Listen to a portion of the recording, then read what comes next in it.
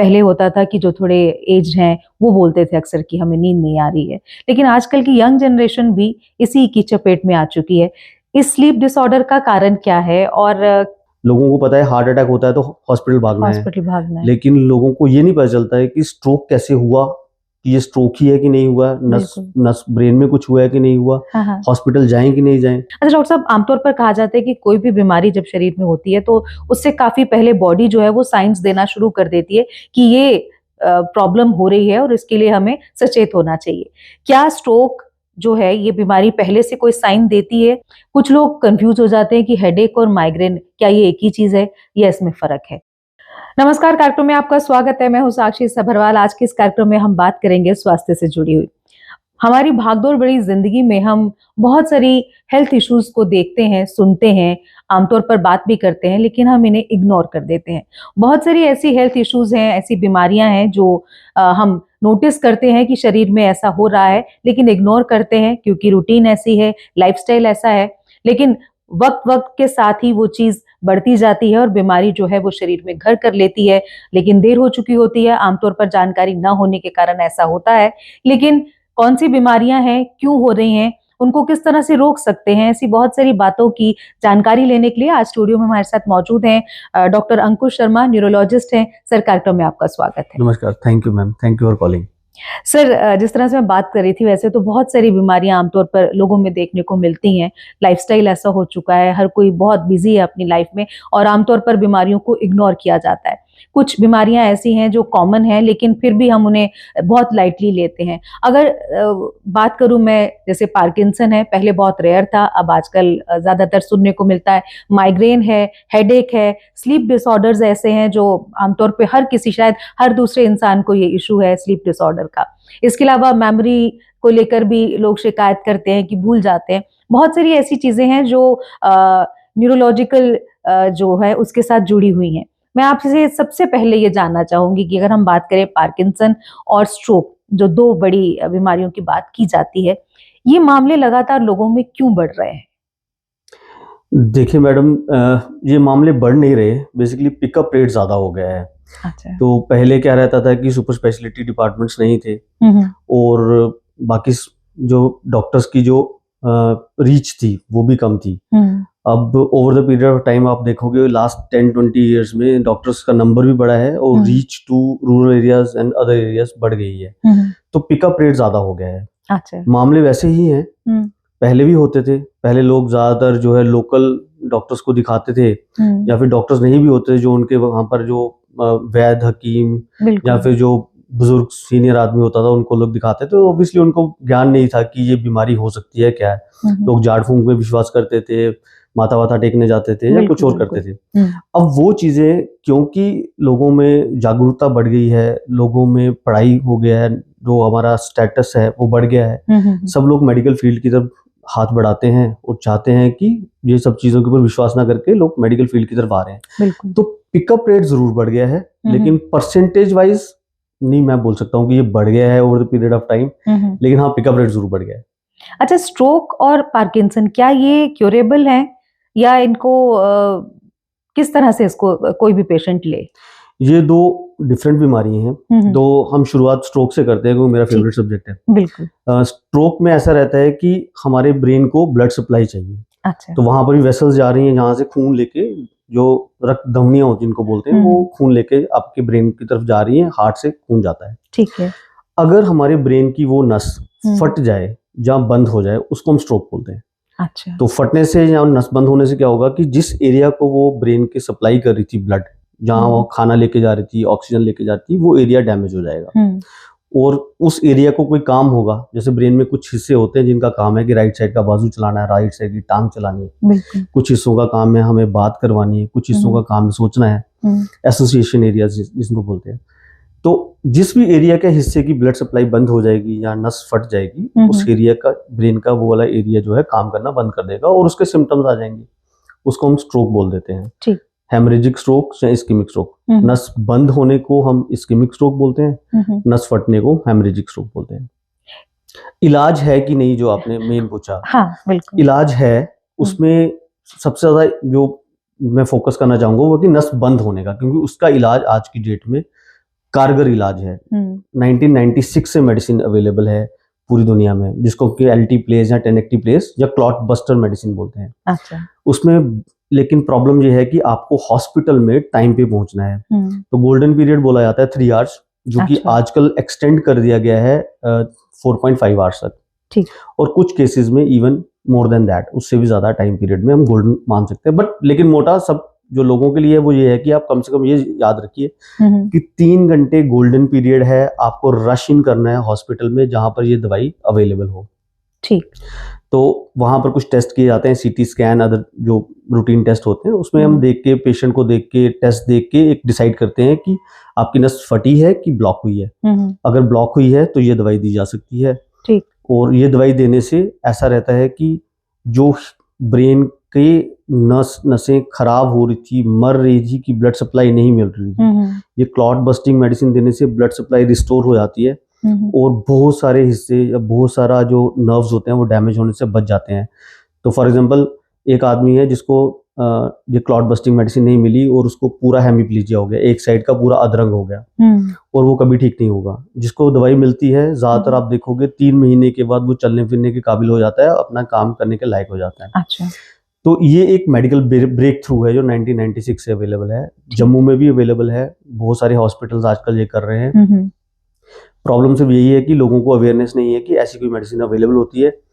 लोगों को पता है हार्ट अटैक होता है तो हॉस्पिटल भागना है, लेकिन लोगों को ये नहीं पता चलता है कि स्ट्रोक कैसे हुआ, कि ये स्ट्रोक ही है कि नहीं हुआ, नस ब्रेन में कुछ हुआ है कि नहीं हुआ, हॉस्पिटल जाएं कि नहीं जाएं। बिल्कुल। तो उसके लिए एक निमोनिक लोगों को बताया जाता है फास्ट करके, एफ फॉर फेस।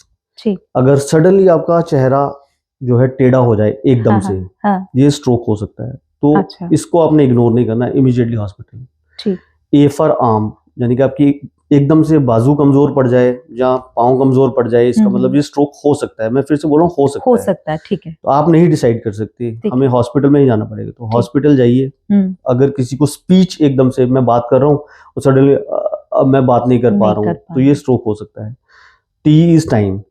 तो टाइम इज इसेंशियली ब्रेन बोला जाता है। जितना जल्दी आप हॉस्पिटल पहुंचेंगे, अगर आप कैंडिडेट हुए उस दवाई को मिलने के लिए और आपको दवाई मिलती है, तो बहुत सारे न्यूरॉन, बहुत सारा ब्रेन जो आपका बच सकता है और ओब्वियसली रिकवरी ज्यादा होगी एज कम्पेयर टू दवाई।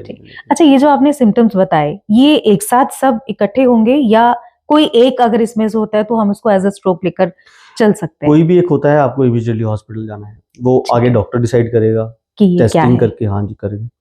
सारे सिम्टम्स इकट्ठे नहीं होंगे। हाँ, मैं वही पूछ रही हूँ क्योंकि बहुत सारे लोग, कई बार बहुत सारे व्यूवर्स होंगे जो शायद ये जानकर कंफ्यूज होंगे कि क्या ये सारे सिम्टम्स एक साथ इकट्ठे होते हैं या कोई एक भी अगर होता है तो उसको हम स्ट्रोक मानकर चल सकते हैं, यानी कि हमें जल्दी हॉस्पिटल डॉक्टर तक पहुंचना है। अच्छा डॉक्टर साहब, आमतौर पर कहा जाता है कि कोई भी बीमारी जब शरीर में होती है तो उससे काफी पहले बॉडी जो है वो साइंस देना शुरू कर देती है कि ये प्रॉब्लम हो रही है और इसके लिए हमें सचेत होना चाहिए। क्या स्ट्रोक जो है ये बीमारी पहले से कोई साइन देती है, बॉडी पहले से अलर्ट करती है कि आपको ये कुछ होने वाला है ऐसा, तो आप रेडी रहें इसके लिए? इसमें 2 चीजें, साइंस तो एक ही साइन आता है, वो जिसको हम TIA बोलते हैं, माइनर स्ट्रोक्स। अच्छा। यानी फॉर एग्जांपल आपको सडनली स्पीच चली गई और विद इन 10 मिनट्स 20 मिनट्स अपने आप ठीक हुई, तो किसी को लगता है बस ठीक हो गया, अब कोई दिक्कत नहीं है। This is a warning sign. यही वार्निंग साइन है कि आपका ब्रेन में नस ब्लॉक हुआ और कुदरत ने उसको अपने आप ही खोल दिया, थोड़ी देर के लिए आपको सिम्टम्स आए और फिर आप ठीक हो गए। ये वार्निंग साइन है। तो आपका फेस एकदम से टेढ़ा होता है, थोड़ी देर में ठीक हो जाता है, जहाँ आपकी बाजू टांग कमजोर पड़ जाती है, सुन पड़ जाती है और अपने आप ठीक हो जाती है, या फिर आपकी स्पीच चली जाती है, स्पीच में खराबी आ जाती है थोड़ी देर के लिए सडनली और अपने आप ठीक हो जाती है। तो ये symptoms warning science of stroke हैं। इससे पता चलता है कि नेक्स्ट जो सिम्टम आएगा वो हो सकता है अपने आप ठीक ना हो, इसको पिक करना भी जरूरी है। बिल्कुल। अब वार्निंग साइन एज सच नहीं होते, इसको छोड़ के, TIA उसको छोड़ के बाकी वार्निंग साइन यही है कि आपको ब्लड प्रेशर है और आप इग्नोर कर रहे हैं, जो अमूमन हमारे यहाँ बोला जाता है कि हमारा BP तो जी ऐसा ही रहता है, हमें तो कुछ भी नहीं हो रहा। लेकिन अगर आप पढ़ें या फिर और डॉक्टर्स की बात सुने तो हमेशा डॉक्टर्स बोलते हैं कि हाइपरटेंशन या ब्लड प्रेशर जो साइलेंट किलर है। उसको साइलेंट किलर बोला इसलिए जाता है कि इनिशियली वो कुछ नहीं करता, बिल्कुल over the period of time जब ब्लड प्रेशर हाई रहता है, हम उसका कंट्रोल नहीं करते, वो हार्ट अटैक कर सकता है, वो ब्रेन अटैक कर सकता है। ओके। तो ये वार्निंग साइन है। अगर आपका ब्लड प्रेशर बढ़ा हुआ है, आप उसका हाँ। इलाज नहीं कर रहे हो, तो ये वार्निंग साइन है। हम्म। आपको डायबिटीज है, शुगर है, हम इलाज नहीं कर रहे। शुगर में भी ऐसा रहता है कि इनिशियल 5-6 ईयर्स में शुगर के कोई सिम्टम्स नहीं आते, बिल्कुल। उसको लेटेंट पीरियड ऑफ सिम्टोमेटोलॉजी बोला जाता है। तो ये टाइम पीरियड है जब हमने उसका इलाज करना है, इससे पहले कि वो हमारी वेसल्स खराब करे, हमारी नसें खराब करे, हमारी आंखें खराब करे, किडनी गुर्दा खराब करे। तो ये warning sign, majorly blood pressure, majorly sugar, ये वो चीजें हैं जो कुदरती आएंगी आपको। फिर है कुछ मैन मेड जो आप लाते हो खुद से, जैसे आप बहुत ज्यादा फैट खाते हो, आप सीडेंटरी लाइफ करते हो, जैसे आजकल हम डॉक्टर्स करते हैं, सुबह बैठते हैं, शाम को बैठते हैं, चलते नहीं है। बिल्कुल।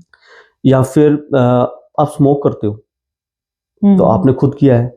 आप अल्कोहल लेते हो, कंजप्शन ऐसा है कि अल्टीमेटली आपकी वेसल्स खराब हो जाएंगी। तो ये वार्निंग साइंस तो नहीं है, लेकिन ये प्रीडिस्पोजिंग चीजें हैं जिनकी वजह से अगर आप नहीं ठीक करोगे, आप इनके ऊपर काम नहीं करोगे, तो ऑब्वियसली आने वाले टाइम में आपका शरीर जो है वो एक टाइम बोलेगा लिमिट, बस ठीक है, अब now I have to give something back. आपने बहुत कुछ दिया शरीर को, अब आप शरीर आपको कुछ देगा। तो सर पार्किंसन पर भी बात कर लेते हैं, क्योंकि ये एक ऐसी बीमारी है जो लोग बहुत कम इसके बारे में जानते हैं, और क्या बॉडी प्री साइंस देती है, या इसको किस तरह से पहचाना जाए, और क्या जल्दी से इस पर किया जा सकता है? पार्किंसंस मैम मोस्टली जो है वो डीजेनरेटिव डिसऑर्डर है। कहने का मतलब है कि जैसे आपकी एज बढ़ेगी तो जो हो सकता है, सबको नहीं होगा, लेकिन किसी को हो सकता है। जैसे आपको पता है कि जैसे जैसे हम एज होते हैं, हमारे सेल्स वीक होते हैं, सेल्स खराब होते हैं। ब्रेन के अंदर एक एरिया, उसको बेसल गैंग्लियन बोलते हैं हम लोग, वहां से एक दवाई निकलती है, केमिकल निकलता है, उसको डोपामिन बोलते हैं। उस डोपामिन के कंट्रोल से हमारे जो शरीर के अंग हैं वो चलते हैं, और उनका कंट्रोल रहता है। अगर वो वहां के सेल्स खराब होने शुरू हो जाएं, डिजेनरेट होना शुरू हो जाएं, तो वहां से डोपामिन नहीं बनता प्रॉपर्ली, और वो हमारा शरीर कंट्रोल नहीं हो सकता। तो पेशेंट क्या होता है, स्लो हो जाते हैं। तो जिस चीज करने में पहले उनको 5 मिनट लगते थे, अब उनको 10-15 मिनट लग रहे हैं। कपड़े खोल रहे तो बहुत स्लो एक्शन, जैसे आप स्लो एक्शन देख रहे हो मूवी में। आप बात कर रहे हो तो आवाज बहुत स्लो हो गई है। आप चल रहे हो तो बिल्कुल ऐसे लग रहा है कि आप जमीन के साथ चिपक के चल रहे हो, आपसे पाँव नहीं खड़े हो, बेबी स्टेप्स की तरह। हाथों में कंपन स्टार्ट हो जाएगी बैठे बैठे। तो ये डिजेनरेटिव डिसऑर्डर मोस्टली, कुछ केसेस में ये हेरिडिटरी या जेनेटिक डिसऑर्डर भी हो सकता है, लेकिन ज्यादातर ये जो है डिजेनरेटिव डिसऑर्डर है। तो इसको प्रिवेंट करने के लिए तो ऐसा कुछ नहीं है, एक्सेप्ट कि आप हेल्दी अपना सिस्टम रखिए, आप हेल्दी फूड खाइए, डेली एक्सरसाइज करिए, अपने ब्रेन को एक्टिवेटेड रखिए, रोज नई किताब पढ़िए, या कम से कम दो पन्ने नए पढ़िए, लोगों से बात करिए, सोशल एक्टिविटीज कायम रखिए, लोगों से मिलिए। दो ब्रेन कनेक्ट होते हैं तो नए साइनेप्स बनते हैं। बिल्कुल। अच्छा सर, बात कर रहे थे हम कुछ चीजों के बारे में, तो वर्टिगो भी एक ऐसी बीमारी है जो आमतौर पर सुनने को मिल रही है। क्या ये बीमारी है, और क्यों ये बढ़ रही है लोगों में? वर्टिगो तो सिंपल एक अंग्रेजी का एक शब्द है एक्चुअली। इसका मतलब है कि पेशेंट को ऐसे महसूस होता है कि जैसे जमीन घूम गई। अच्छा। जैसे भूचाल में हमें लगता है कि सब कुछ घूम गया, वो एक्चुअल होता है। हाँ। आप जो फील कर रहे हो वो एक्चुअल में है। इसमें पेशेंट को जो फील हो रहा है वो एक्चुअल में नहीं है, इसको सिर्फ लगता है, महसूस होता है कि सब चीजें जो घूम रही हैं। इसको हम वर्टिगो बोलते हैं। वर्टिगो बहुत सारी बीमारियों के कारण हो सकता है, बहुत सारी नेम्ड बीमारियां जिनकी वजह से ऐसा होता है। ज्यादातर ये इसलिए होता है कि आपका जो बैलेंसिंग है वो आपकी आई और आपके ईयर के कंट्रोल में है। ठीक। तो अगर इनके बीच में कोई दिक्कत हो जाए, आपके नसें होती हैं कानों की, और जहां ये नस बनती है वहां पर इंटरनल ईयर होता है, ये जो आप देख रहे हो ये एक्सटर्नल ईयर है, फिर कैनाल है, कैनाल के बाद एक इंटरनल ईयर, डिबिया सी है, वो ब्रेन के अंदर है। उसमें पानी है, उसमें छोटे छोटे पत्थर हैं, उसमें धागे हैं, धागों के ऊपर छोटे छोटे पत्थर लगे होते हैं। ये सारा स्ट्रक्चर जो है लैब्रिंथ बोलते हैं। अल्टीमेटली इसमें से एक धागा निकलता है जिसको नर्व बोला जाता है। ये ब्रेन के पीछे वाले हिस्से में जाता है, और वहां पर सारा एसिमिलेशन होता है। इनके जो यहाँ से सिग्नल्स जा रहे हैं कि आप ऐसे घूम रहे हो तब भी आपको चीज हिलती नहीं दिख रही, आप ऐसे घूम रहे हो तब भी ये चीज हिलती नहीं दिख रही, इसका बैलेंस हो जाता है ब्रेन में जाके। अगर इस पूरे स्ट्रक्चर में, कान की नसों में, या वो पत्थर जो हमने बोले उनके या फिर ब्रेन में यहाँ पर इसका इंटरप्रिटेशन हो रहा है इन चीजों का, वहां पर कोई दिक्कत हो जाती है तो पेशेंट को ऐसा लगता है कि सर भूचाल सा आ गया। इसको हम वर्टिगो बोलते हैं। कारण कुछ भी हो सकता है, इन्फेक्शंस, जैसे कान की इन्फेक्शंस हो जाएं, कान का पर्दा फट जाए हो सकता है, कान में मैल जमा हो जाए हो सकता है, इन्फेक्शन लेकिन मेजरली होता है। फिर कुछ कम हिस्सों में क्या रहता है कि ब्रेन के पिछले हिस्से में अगर नस बंद हो जाए या फट जाए तो भी चक्कर आ सकते हैं।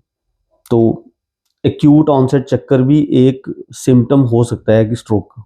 तो कब भागा जाए डॉक्टर के पास? इमीडिएटली।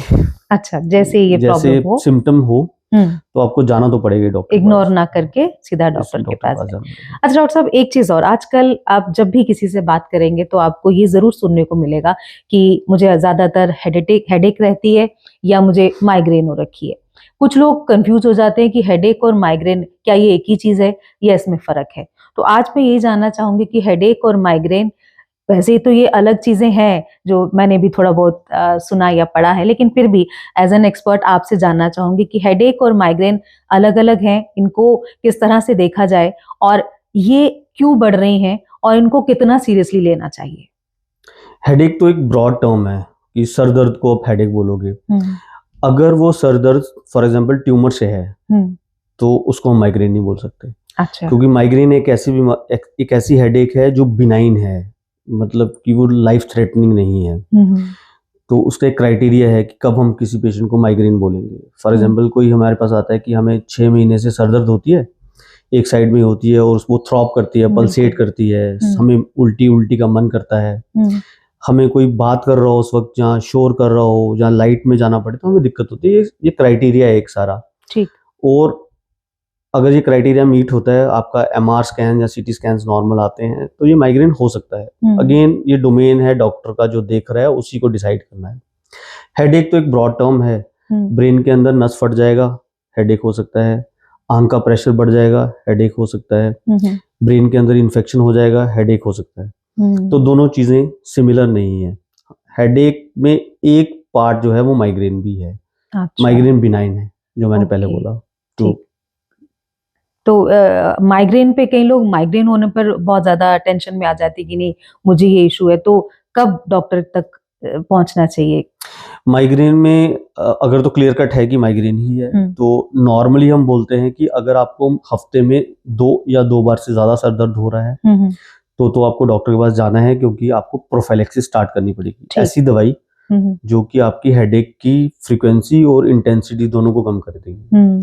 वो आपको कम से कम 90 to 180 डेज खानी होती है और डॉक्टर की निगरानी में खानी होती है। लेकिन अगर आपका हेडेक जो माइग्रेन डॉक्टर ने बोल दिया है कि जरूरी यही है कि कम से कम डॉक्टर एक बार देख ले और वो डायग्नोज कर दे कि कोई सिनिस्टर इशू नहीं है, कोई और चीज नहीं है कि हम माइग्रेन बोलते रहे और 6 महीने डाउन द लाइन हम बोलें कि नहीं मिस हो गया, उस वक्त पता चल जाता तो हम उस वक्त इलाज कर सकते। फॉर एग्जाम्पल ट्यूमर ही है, किसी को पिट्यूटरी ट्यूमर है तो उसको सर दर्द हो रही है और हम ऐसे ही बोल दें कि माइग्रेन ही होगा, तो पहले डायग्नोज हो जाए एक बार। उसके बाद अगर आपको हेडेक 2 या 2 बार से ज्यादा नहीं हो रही हफ्ते में तो ज्यादा जरूरत नहीं है माइग्रेन के बीच में हॉस्पिटल में जाने की। उल्टा आपको कुछ चीजों को अवॉइड करना है, जैसे आप फास्ट फूड ना खाएं, चाइनीज फूड ना खाएं, कॉफी चॉकलेट कोल्ड ड्रिंक्स ना पिएं, घर में धूप अगरबत्ती या खुशबूदार कोई भी परफ्यूम डिओड्रेंट ना लगाएं, खाली पेट ना रहें। अच्छा। ये ट्रिगर्स हैं माइग्रेन के। अगर आप इन ट्रिगर्स को कंट्रोल कर लेते हो, आप ये चीजें नहीं करते हो, तो हो सकता है आपको 6 महीने में एक ही बार दर्द हो, तब एक नॉर्मल सर दर्द का गोली काम आ सकता है। अच्छा। लेकिन अगर आप रोज आपको सर दर्द का गोली खाना पड़ रहा है तो आपको तो हॉस्पिटल में डॉक्टर के पास जाना चाहिए। अच्छा डॉक्टर साहब, एक बीमारी और है, आमतौर पर लोगों की ये धारणा है कि ये बीमारी अगर हो जाए तो बहुत लंबा ट्रीटमेंट करना पड़ता है। मैं बात कर रही हूँ मिर्गी के दौरों की। बहुत सारे लोग परेशान हो जाते हैं जब कभी डॉक्टर ये डायग्नोज करते हैं कि मिर्गी की प्रॉब्लम है आपको। तो क्या ये वाकई इतना लंबा प्रोसीजर है और क्या ये पूरी तरह से खत्म हो जाता है, और क्या बॉडी प्री साइंस देती है इसको लेकर? किस तरह से पहचाने कोई भी पेशेंट कि मुझे अब ये दिक्कत हो रही है और अब डॉक्टर के पास जाना है? पहले प्री साइंस की बात कर लेते हैं। प्री साइंस तो कुछ नहीं होते, अब सडनली हो जाएगा किसी को। फॉर एग्जांपल कोई 50 साल तक कुछ भी नहीं हुआ और 51 ईयर पे उसको जाके सीजर फर्स्ट टाइम स्टार्ट हो गए या फिट्स पड़ गए या माइग्रेन एपिलेप्सी जिसको आप बोल रहे हो जी। सेकंड ये है कि जो मेजर कंसर्न लोगों का है वो ये कि दवाई चलती रहेगी और ठीक नहीं होगा। हाँ। ऐसा नहीं है।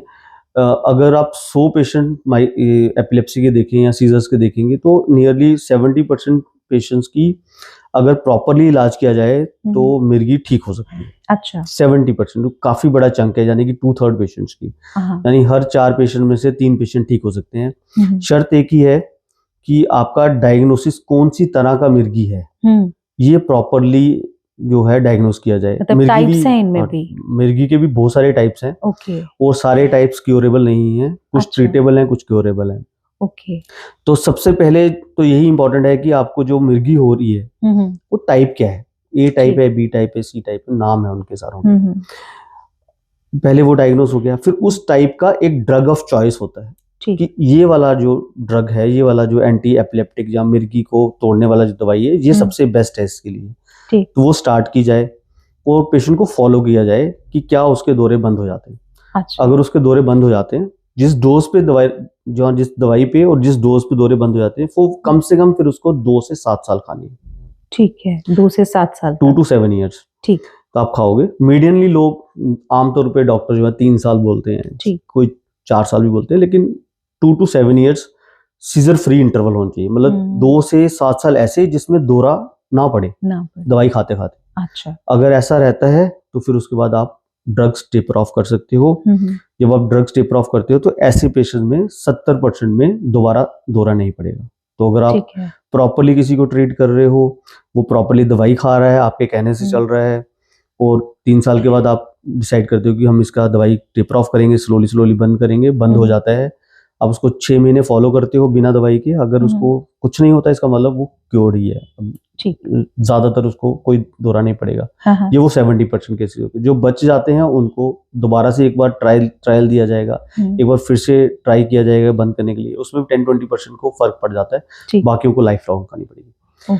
कुछ दौरे ऐसे हैं टाइप्स, उसमें एक कॉमनली जो हम देखते हैं वो है जुवेनाइल माइक्रोनिक एपिलेप्सी, जेएमई बोलते हैं उसको हम। अच्छा। ज्यादातर फीमेल्स को होती है, यंगर एज ग्रुप में जुवेनाइल पीरियड से स्टार्ट होता है। अच्छा। उसमें क्लासिकल रहता है कि बड़े दौरे भी पड़ते हैं और बीच बीच में उनको झटके भी लगते हैं बच्चों को।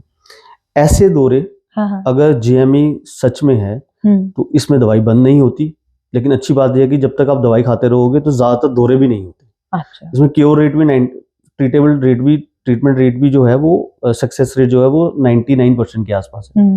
कि आप मेडिसिन दोगे, अगर आप मेडिसिन स्किप नहीं करोगे, जब तक आप मेडिसिन स्किप नहीं करोगे तब तक दौरे नहीं होंगे, लेकिन खानी पड़ेगी लाइफ लॉन्ग। ये ऐसे और भी बड़ी सारी हैं, बहुत सारी ऐसी हैं जिनमें बहुत सारा दवाई आप दोगे तब भी फर्क नहीं पड़ता। उसमें खासकर वो वाले दौरे हैं जो जेनेटिक हैं, बच्चों में होते हैं, मेटाबॉलिक डिसऑर्डर्स हैं, मतलब ब्रेन के जो मेटाबॉलिक प्रोडक्ट्स होते हैं उनकी खराबी की वजह से हैं। उसमें मल्टीपल ड्रग्स ट्राई करते हो, कोशिश करते हो कि कम से कम दौरे पड़े, क्योर नहीं होते वो। ठीक। अच्छा डॉक्टर साहब, एक और कॉमन प्रॉब्लम है जो हर कोई बात करता है, और आजकल सबसे हैरानगी वाली बात यह है कि ये प्रॉब्लम जो है यंग जनरेशन में भी ज्यादातर सुनने को आ रही है। मैं बात कर रही हूँ स्लीप डिसऑर्डर्स की। पहले होता था कि जो थोड़े एज्ड हैं वो बोलते थे अक्सर कि हमें नींद नहीं आ रही है, लेकिन आजकल की यंग जनरेशन भी इसी की चपेट में आ चुकी है। इस स्लीप डिसऑर्डर का कारण क्या है, और क्या लगता है आपको कि इसको किस तरह से हम रोक सकते हैं? मेजर कारण तो अब हमारा लाइफस्टाइल ही है। सब कुछ गैजेट पे है। बिल्कुल। आपका खेलने से लेकर पढ़ने तक और आपके खाने से लेकर बात करने तक सब कुछ तो गैजेट से है। तो आप ज्यादातर अपना टाइम जो स्क्रीन पे बिता रहे हो, तो वो स्क्रीन है क्या?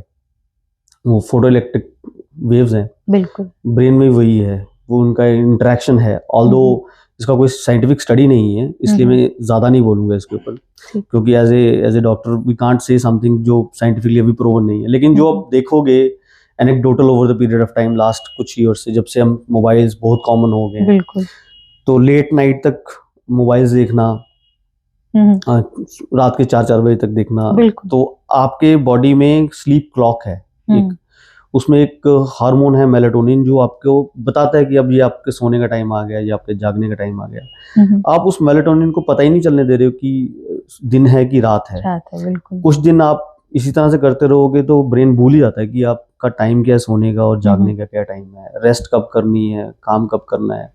मेजर कारण तो आज की डेट में यही है। सेकेंड कारण है आपका खाने का सिस्टम और वर्किंग सिस्टम। अच्छा। क्योंकि मॉडर्न अगर आप लास्ट 10 इयर्स या 20 इयर्स में आप देखो, जो हमारे सामने ही हुआ है, कोई टाइम था हमारे पेरेंट्स सुबह जाते थे काम करने के लिए 9 बजे, शाम को 5 बजे घर आ जाते थे, फिर घर में आप सब लोग बैठते थे और सो जाते थे। हाँ, बिल्कुल। आज की डेट में आपके पेरेंट्स रात को भी काम कर रहे हैं, बच्चों के, मतलब बिल्कुल। हमारी जनरेशन रात को भी काम कर रही है, नाइट्स भी काम कर रही है, सिर्फ डॉक्टर्स नहीं कर रहे। आज ज्यादातर। भी मेजर काम जो है वो सब रात के टाइम पे हो रहे हैं, मोस्टली लैपटॉप से हो रहे हैं या मोबाइल्स के थ्रू हो रहे हैं। बिल्कुल। तो आपका स्लीप साइकिल बिगड़ गया है। वो स्लीप साइकिल के बिगड़ने के जो सिम्टम्स हैं वो अब हमारी जनरेशन ले रही है। तो क्या इसको ठीक किया जा सकता है, या इसके लिए भी मान लीजिए किसी का लाइफस्टाइल ही ऐसा है, उसको नाइट शिफ्ट में काम करना पड़ रहा है, तो वो किस तरह से उससे डील कर पाएंगे? ये थोड़ा सा डिफिकल्ट है। कुछ चीजें हैं जो ट्रीट की जा सकती हैं। मेजरली जो नया डिसऑर्डर, जो नया तो नहीं बोलेंगे लेकिन जो लेटेस्ट जो आया है वो उसको हम ऑब्स्ट्रक्टिव स्लीप एपनिया बोलते हैं। जो पहले भी था लेकिन आइडिया नहीं था और उसको ट्रीटमेंट भी नहीं थी। आप देखोगे बहुत सारे लोग आपके घरों में भी स्नोर करते हैं, खराटे मारते हैं। खराटे मारते मारते एकदम से सांस रुक जाती है उनको। इसको हम वैसे बोलते हैं ऑब्स्ट्रक्टिव स्लीप एपनिया। मतलब ऑब्स्ट्रक्शन हो जाती है, उसकी वजह से ब्रेन में ब्लड सप्लाई और ऑक्सीजन कम हो जाता है, इसकी वजह से नींद टूट जाती है और फ्रेगमेंटरी रहती है नींद। तो जो आप डीप स्लीप में जाना होता है वो नहीं जाते हो, आप डीप स्लीप में जाते हो, फ्रेगमेंट होती है, आप ऊपर वाली स्लीप में आ जाते हो, फिर नीचे, फिर ऊपर, फिर नीचे, and there is no continuous deep sleep. तो ऐसे पेशेंट जो होते हैं सोए तो हैं रात को, लेकिन अगले दिन वो फ्रेश नहीं होते। बिल्कुल। तो उनको क्या है कि अब क्योंकि आपको डीप स्लीप में नहीं गए तो आपके ब्रेन के जो सेल्स हैं वो रिफ्रेशन आप नहीं हुए, तो नेक्स्ट डे वो अभी भी सोना चाहते हैं, तो उनमें डेट है अभी भी स्लीप का। तो ऐसे पेशेंट्स को हम वैसे बोलते हैं, और वो अर्ली नेक्स्ट डे मॉर्निंग में या दोपहर को आप देखोगे खाना खाते खाते सो जाएंगे, बात करते करते सो जाएंगे, टीवी देखते देखते सो जाएंगे। ये अलग बीमारी है, क्लासिफिकेशन है बीमारी की, वो ऐसे बोलते हैं। इसका इलाज है आजकल, इसके लिए आजकल मशीन्स आई हुई हैं, आप टेस्ट करते हो, स्लीप स्टडी बोलते हैं उनको, पॉलीसोमनोग्राफी बोलते हैं, नींद का भी आजकल स्टडी होता है। उसके बाद अगर क्लियर हो जाता है कि जो वैसे हम सोच रहे हैं वही है, तो नेक्स्ट डे हम दोबारा से एक टेस्ट होता है, सीपैप मशीन बोलते हैं, बाईपैप लगती है, मशीन लगा के देखते हैं पेशेंट को फर्क पड़ता है कि नहीं पड़ता। अगर पड़ता है तो रात को वो ये मशीन लगा के सोता है, तो उसके बहुत सारे सिम्टम्स, बहुत सारे जो कंसर्न्स हैं वो ठीक हो जाते हैं। लेकिन ऐसी बीमारी थोड़ी कम है। ज्यादा अगर हम देखेंगे, जो बच्चों में भी आप देखोगे या इवन हमारी जनरेशन में आप देखो, वो यही है कि स्लीपिंग पैटर्न खुद से ठीक नहीं है। बिल्कुल। उसको ठीक करने के लिए कोई मशीन नहीं है, वो तो खुद ही करना पड़ेगा। बिल्कुल। अच्छा सर, एक लास्ट क्वेश्चन और। आमतौर पर लोग ये कहते हैं, शायद हमने आपने भी बहुत बार कहा होगा कि मैं भूल गया हूँ, मैं कुछ करने गई थी और मैं भूल गई, या मैं आमतौर पर बहुत सारी चीजें भूल जाती हूँ। ये भूलने की बीमारी आमतौर पर ज्यादातर देखने को मिल रही है। क्या ये भी हमारे लाइफस्टाइल की वजह से है, या ये किसी और रीजन की वजह से? ये मेजर कंसर्न है आजकल। उसका रीजन ये है कि ये भूलना भी दो तरह का है। एक ट्रू डिमेंशिया है, जैसे आपकी एज बढ़ रही है, हम 70 इयर्स के होते हैं, 80 इयर्स हो गए, चाबी रख के भूल गए, चश्मा रख के भूल गए, चेकबुक रख के भूल गए, ठीक है, फेयर इनफ, 70 इयर्स में थोड़ा बहुत भूलना स्टार्ट हो जाओगे आप।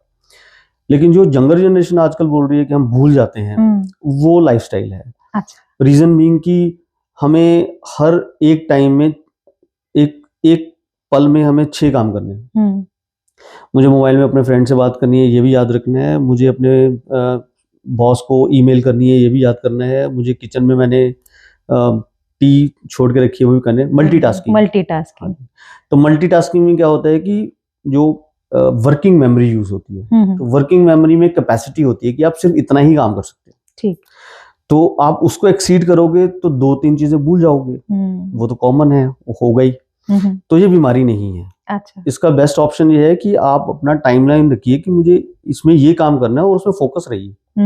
वो काम करिए जो आपको सबसे लगता है कि ये सबसे इंपॉर्टेंट है। ये 4-10 काम है मेरे पास करने के लिए, तो जरूरी नहीं है ना वो 5 मिनट में कर दिए जाएं। बिल्कुल। हम we can take 10 minutes also. Life को जीना भी तो है ना। तो आप वो काम सीक्वेंशियली कर लीजिए, जो सबसे ज्यादा इंपॉर्टेंट है उनको फोकस रहिए उनके ऊपर, जो कम इंपॉर्टेंट उनको बाद में कर लीजिए।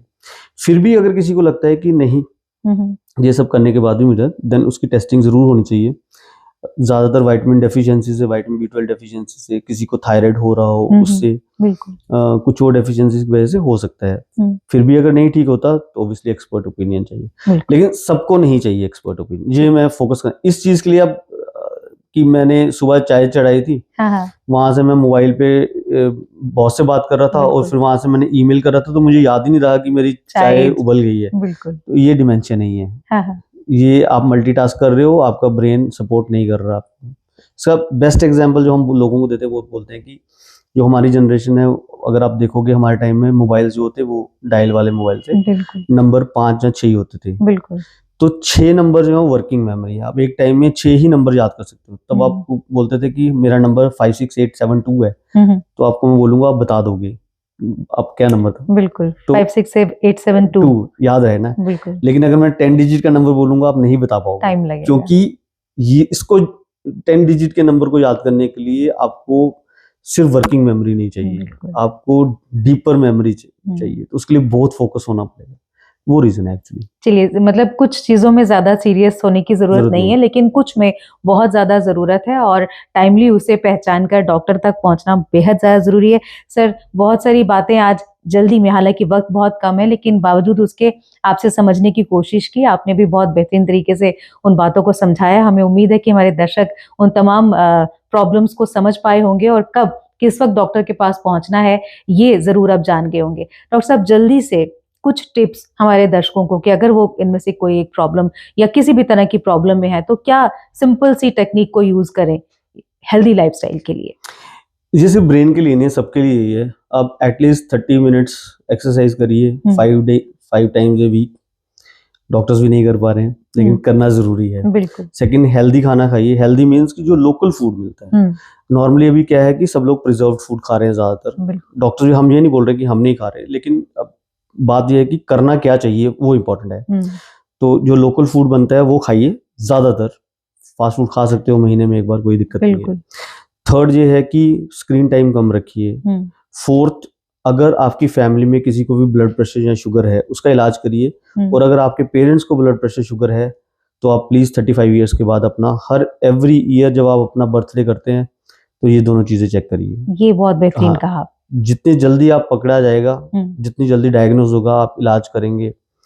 और बाकी चीजें जो रूटीन होती हैं, एक्सरसाइज हो गया, योगा करिए, प्राणायाम करिए, कुछ भी करिए, बट करिए। 5-10 मिनट अपने लिए निकालिए रोज।